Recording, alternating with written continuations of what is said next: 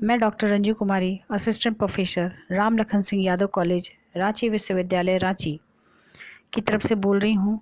आज मैं मानव शास्त्र सेमेस्टर 3 के यूनिट 2 के पुरुषार्थ व्यवस्था के बारे में चर्चा कर रही हूँ। यह पुरुषार्थ व्यवस्था क्या है और इसके कितने प्रकार हैं तथा यह क्या काम करता है हमारे सामाजिक व्यवस्था में। पुरुषार्थ व्यवस्था के संबंध में हमें जानकारी वैदिक साहित्यों से मिलती है। पुरुषार्थ का तात्पर्य एक व्यक्ति के जीवन में प्राप्त होने वाले 4 प्रकार के लक्ष्यों से है। इस प्रकार के लक्ष्यों को धर्म, अर्थ, काम तथा मोक्ष कहा जाता है। एक व्यक्ति का जीवन सार्थक तभी होता है जब वह अपने जीवन में धर्म, अर्थ तथा काम को प्राप्त कर लेता है तथा मृत्यु के पश्चात मोक्ष की प्राप्ति कर लेता है। इन चारों पुरुषार्थ में धर्म, अर्थ तथा काम की प्राप्ति इसी जीवन में होती है, जबकि मोक्ष की प्राप्ति मृत्यु के बाद होती है। धर्म क्या है? धर्म की उत्पत्ति ध्री धातु से हुई है, जिसका अर्थ होता है धारण करना, यानी वह जिसे एक व्यक्ति अपने जीवन काल में धारण करता है उसे ही धर्म कहा जाता है। हमारे शास्त्रों में व्यवहृत धर्म शब्द का अर्थ अंग्रेजी के रिलीजन शब्द के समान नहीं है।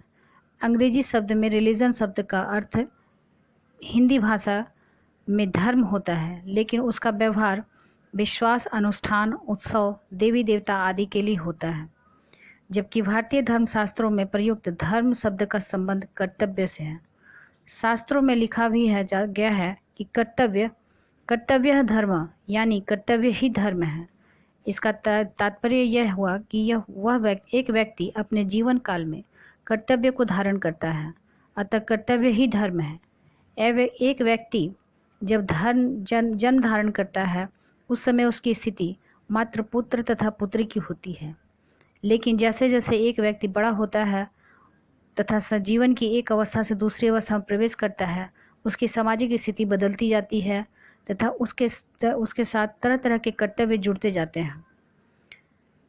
वह जब तक सांस लेता रहता है तब तक वह अपने कर्तव्यों का पालन करता है। इस प्रकार अगर कोई व्यक्ति पुरुष है तब वह पुत्र धर्म, पिता धर्म, भाई धर्म, राजा धर्म, पितामह धर्म आदि से बंधा रहता है। अगर एक व्यक्ति महिला है तब वह पुत्री धर्म, बहन धर्म, पत्नी धर्म, माता धर्म, भाभी धर्म, रानी धर्म, महारानी धर्म इत्यादि से बंधी रहती है।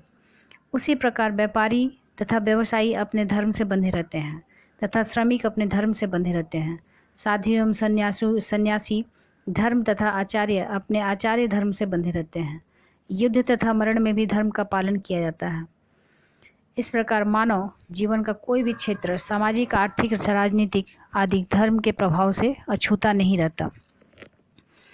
राजा हरिश्चंद्र ने अपने सत्य धर्म के पालन हेतु चांडाल के हाथ अपने आप को बेच दिया था।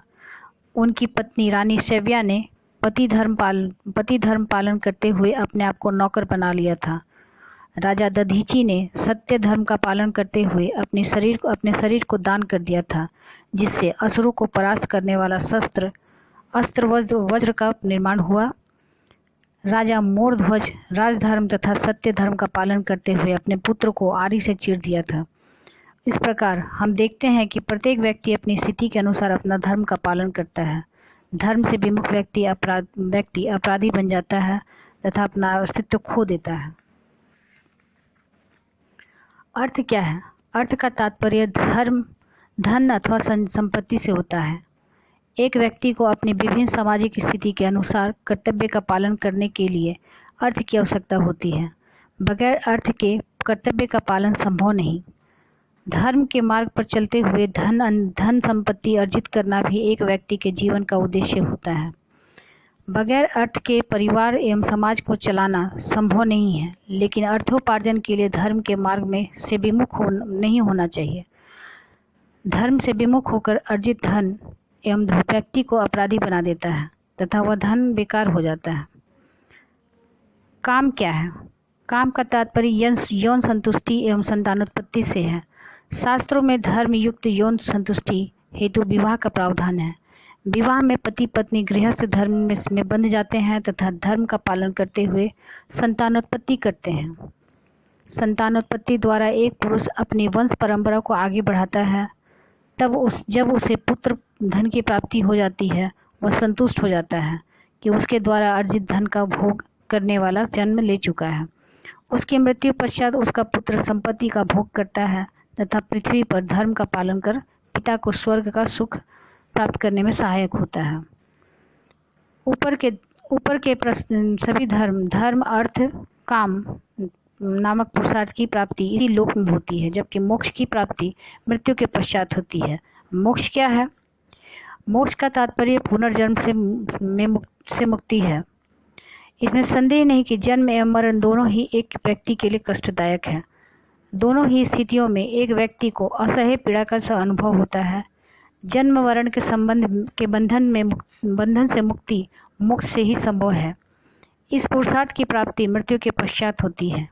इसलिए एक व्यक्ति अपने जीवन में ही मोक्ष प्राप्ति हेतु साधना करता है। हमारे धर्मशास्त्रों के अनुसार धर्म के मार्ग से विचलित न होने वाले व्यक्ति को स्वर्ग एवं मोक्ष की प्राप्ति होती है, जबकि धर्म के मार्ग से विमुख होने वाले व्यक्ति को नरकगामी कहा जाता है। उन्हें पुनर्जन्म धारण नहीं कर सकता।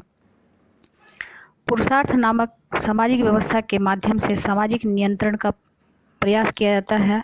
पुरुषार्थ को आचार शास्त्र एवं नैतिकता से जोड़ा गया है ताकि समाज में व्यक्तियों के व्यवहार पर अंकुश लगाया जा सके। अगर व्यक्ति के व्यवहार एवं पर नियंत्रण नहीं रहेगा तो समाज में विघटन की स्थिति उत्पन्न होती रहेगी। मोक्ष की प्राप्ति जीवन काल में न होकर मृत्यु के बाद होती है।